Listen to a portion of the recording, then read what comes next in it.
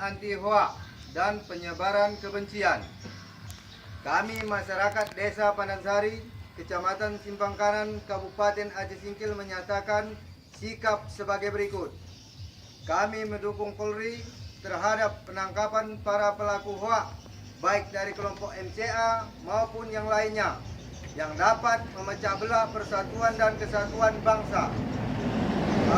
Agar Polri usut tuntas terhadap para aktor MCA maupun yang lainnya, agar bangsa Indonesia terselamatkan dari pertikaian horizontal karena munculnya adu domba, penyebaran kebencian terhadap etnis maupun agama tertentu.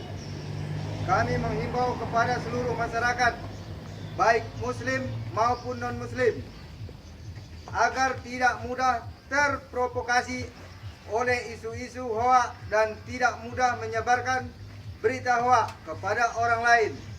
Mari selamatkan kota kita, Kecamatan Simpang Kanan, dari isu-isu dan ajaran kebencian, serta kita kembali kepada silsilah Pancasila.